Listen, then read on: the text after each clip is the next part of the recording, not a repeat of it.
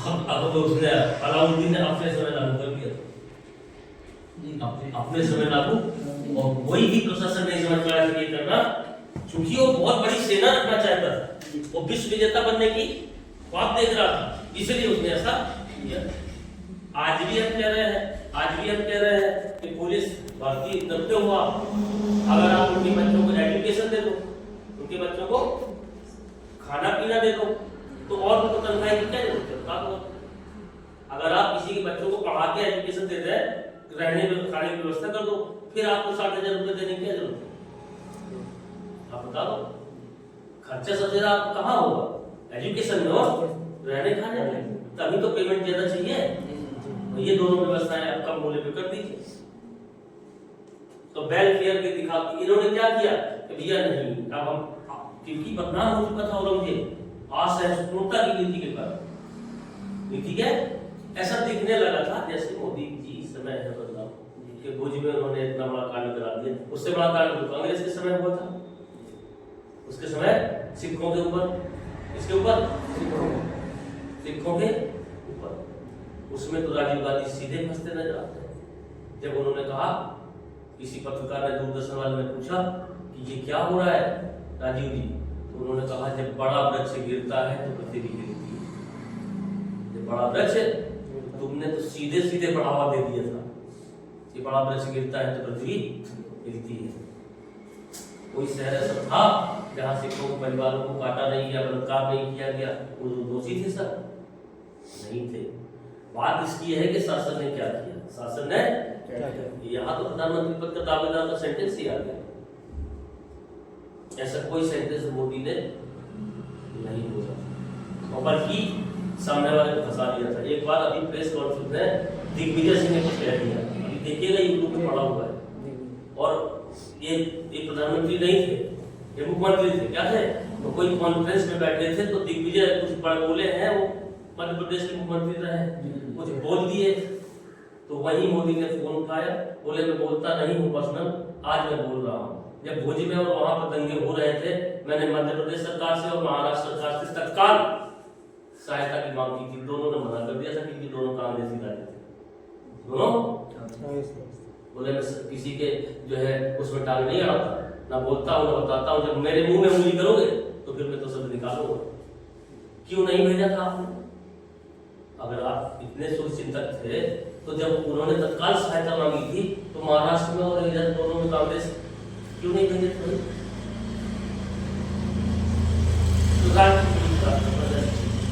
वो चाहते हैं कि तुम उसी परेशानी में रहकर बदनाम होकर तुम जाओ जनता आपको। तो सीधा सीधा मतलब ये होता है कि अगर कोई सरकार है और दंगे फसाद हो रहे हैं तो आप मान लीजिए सरकार तो नहीं चाहेगी, तो दंगे फसाद करा होना है, इसका मतलब विपक्षी लोग। अगर सरकार कमजोर होगी तो विपक्षी लोग ज्यादा दंगा कराने में सक्षम हो जाएंगे, लेकिन अगर सरकार मजबूत होगी, अब करा लो, योगी जी देख लो, करा साजिश करके देखो, ध्यान से समझो क्यों ऐसा है, क्योंकि गवर्नमेंट मजबूत है। क्या है? जन समर्थन उसको मिला हुआ है। अब अगर साजिश करोगे और जांच करा दिया उसने तो पता चल गया, पहली बात तो जितने बड़े बड़े नेता हैं विपक्ष वाले, वो अपना मोबाइल बचा कर रखे हैं, तो उसके डेटा उनके पास जा रहे हैं, तो जरा भी तुमने फोन में कुछ भी गड़बड़ बात करी तो जांच एजेंसी बैठी है, जांच एजेंसी।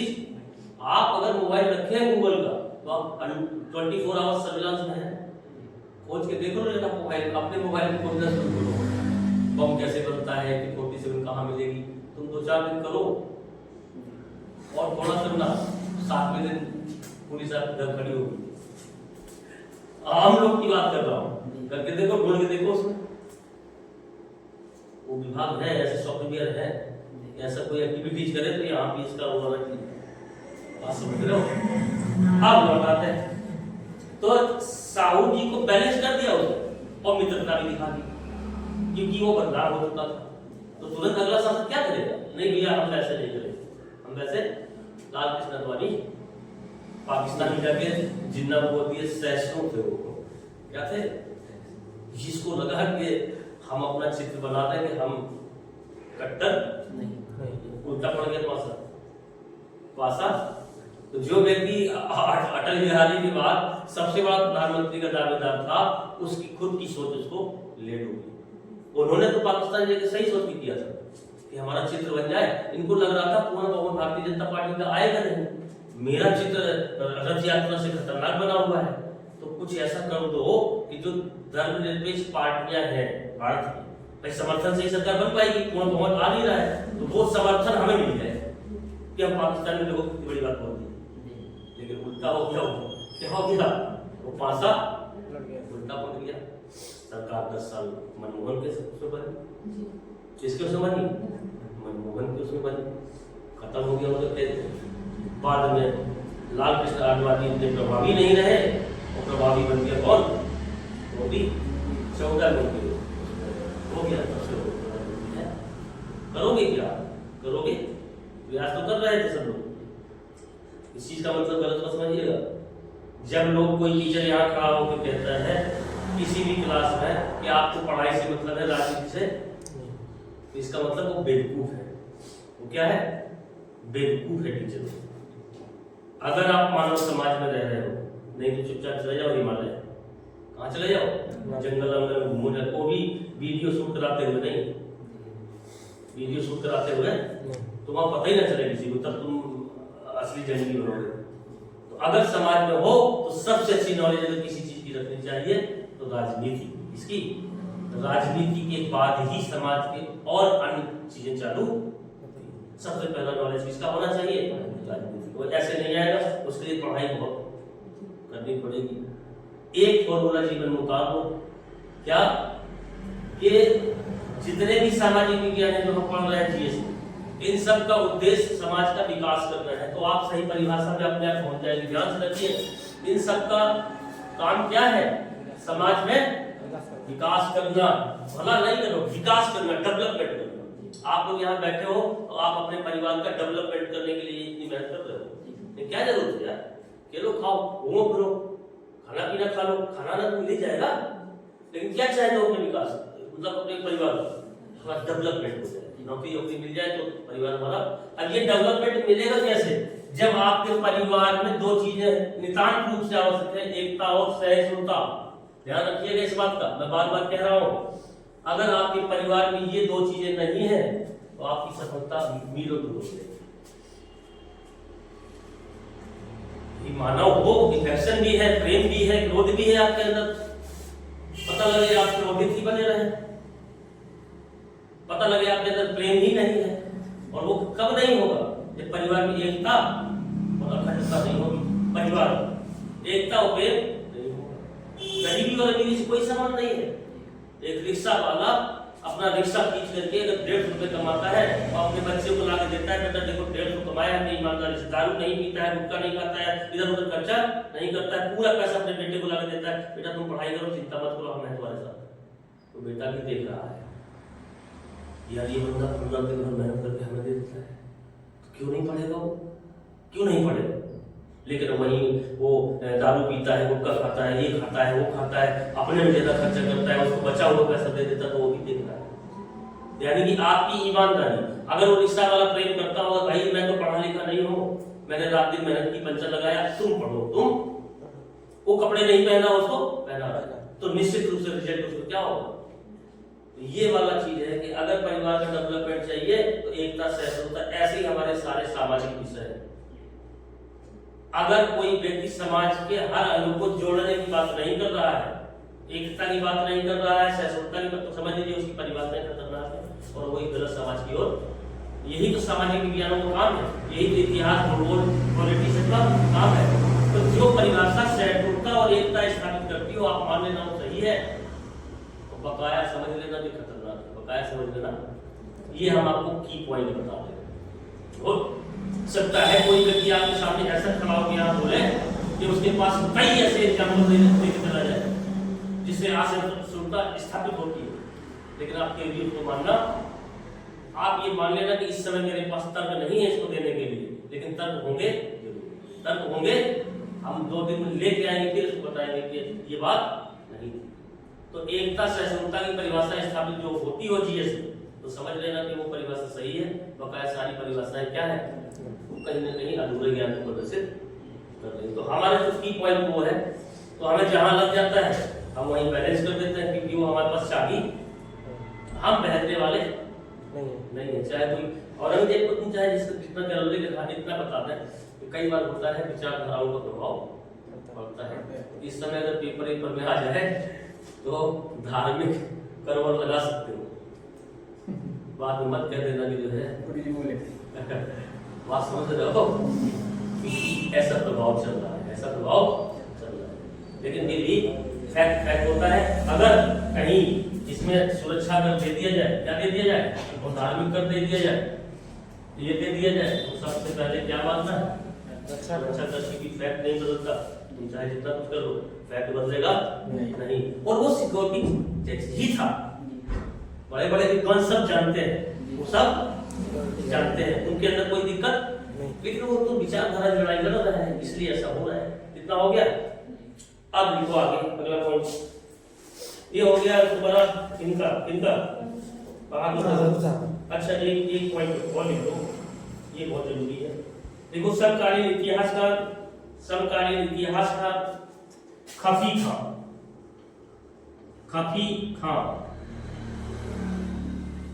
समकालीन इतिहासकार खफी खां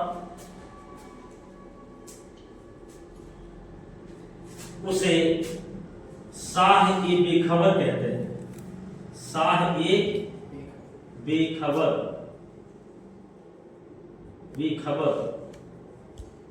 शाह-ए-बेखबर कहते हैं। समकालीन इतिहासकार खफी खां उसे शाह-ए-बेखबर कहते हैं, क्योंकि वह राजकीय कार्यों में ज्यादा ध्यान नहीं देता था। क्योंकि वह राजकीय कार्यों में ज्यादा ध्यान नहीं देता था।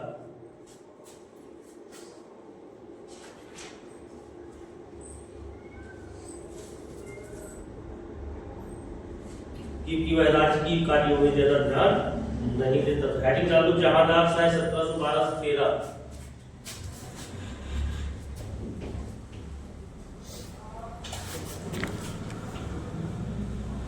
1712 से 13 जहांदार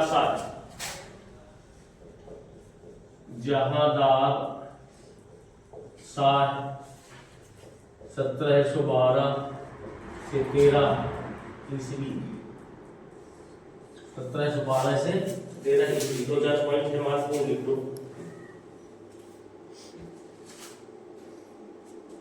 शक्तिशाली सामंत जुल्फिकार खान के समर्थन से, शक्तिशाली सामंत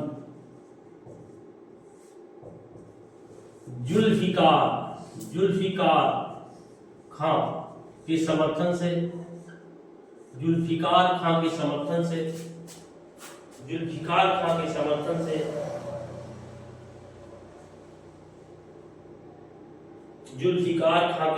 से शासक बना।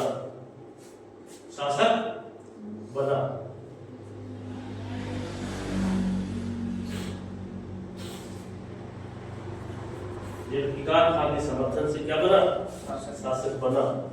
इसको वजीर बना दिया, जिसने बात क्या बना दिया था, अर्थमंत्री, ठीक है, वजीर, शासक बना। इसे लंपट मूर्ख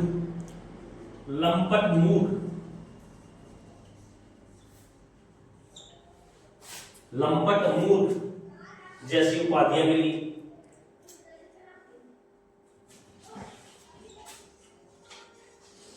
लंपट मूर्ख जैसी उपाधियां मिली तथा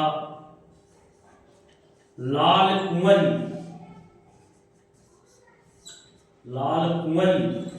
नामक वैश्या के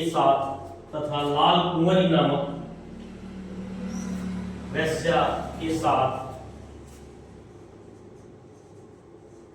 संबंधों को लेकर ही चर्चा में रहा।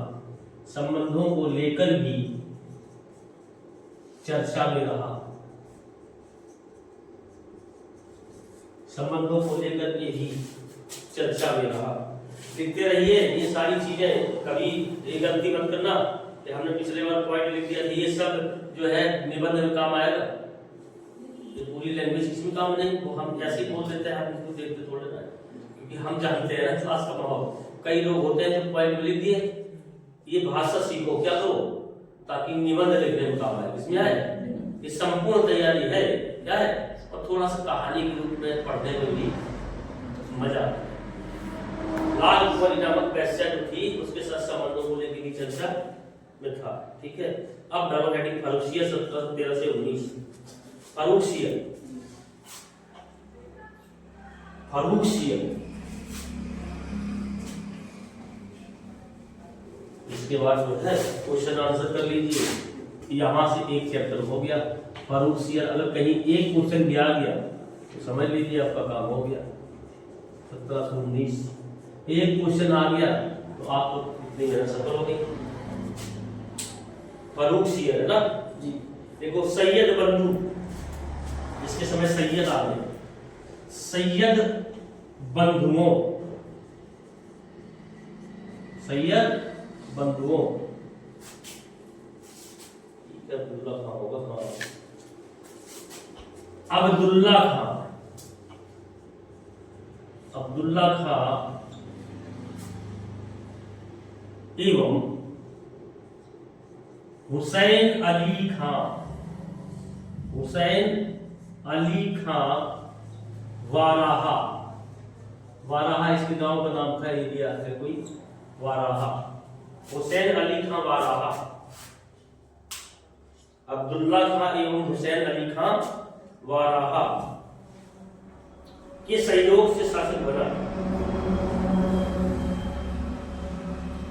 के सहयोग से शासक बना,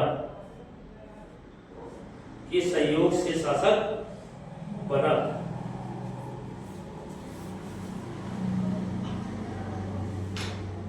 इन बंधुओं को शासक निर्माता के रूप में भी जाना जाता है। इन बंधुओं को, इन बंधुओं को किंग मेकर, क्या किंग मेकर यानी शासक निर्माता के रूप में भी जाना जाता है, शासक निर्माता, क्योंकि इसके बाद ये कई लोगों को शासक बनाने वाले हैं दोनों बंधु भाई। तो ये प्रसिद्ध है किंग मेकर के रूप में, इस रूप में किंग मेकर। ये आप पूछ देगा परीक्षा में एकदम कि मुगल काल में किंग मेकर के नाम से किनको जाना जाता था, तो प्रश्न बन जाएगा किंग मेकर थे, क्या थे, शासक निर्माता के रूप में जाने, है ना। बाद में अब्दुल्ला खां वजीर और हुसैन अली मीर बख्शी के पद में नियुक्त किया गया। बाद में अब्दुल्ला खां को वजीर और हुसैन अली को मीर बख्शी बनाया गया, मीर बख्शी बनाया गया। क्या बनाया गया, मीर बख्शी। अब ऐसे मान लो ये सेनापति कौन है, ये क्या है, सेनापति, और ये क्या है, अर्थमंत्री, क्या है, अर्थ विभाग, ये क्या है, अर्थ विभाग को देख रहा है वजीर। देखो कई बार होता क्या है, हमेशा से रहा है, अगर हम किसी एक व्यक्ति को भौतिक ताकत भी दे दें और अर्थ की ताकत भी दे दें तो ज्यादा खतरनाक हो जाएगा।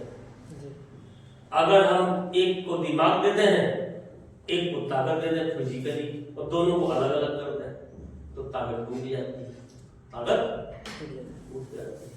तो जब भी लगा किसी को कि वजीर के पास ज्यादा ताकत, अब देखो ना मीर बख्शी का पद अलग से आ गया, मीर बख्शी का पद अलग से आ गया, नहीं आ गया।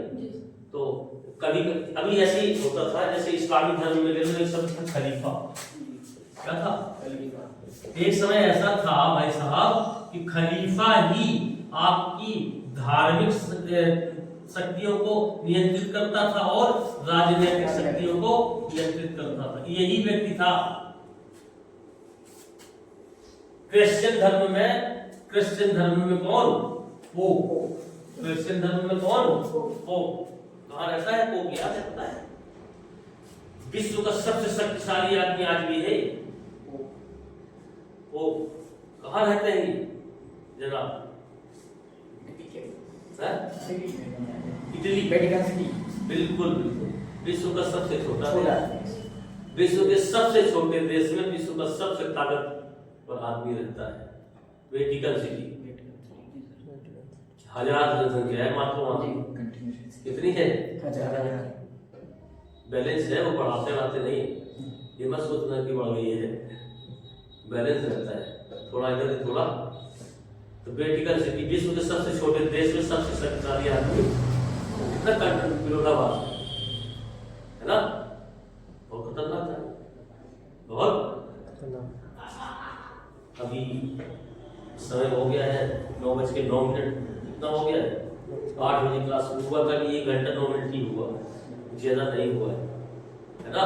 तो आदत डालो, 7-8 घंटे की क्लास ले रहे, और वो तब होगा जब आप अपने माइंड को निर्देश दे दोगे कि हमें ऐसा करना। ध्यान से समझिएगा हम क्या बताना चाहते हैं। एक बंदा था, पहले माना जाता था, पहले ये भी चीजें हैं जो पॉइंट भी लगे लिख लेना, कहानियों में बहुत टफ है, पता नहीं कहां से प्रश्न बन जाए। जो है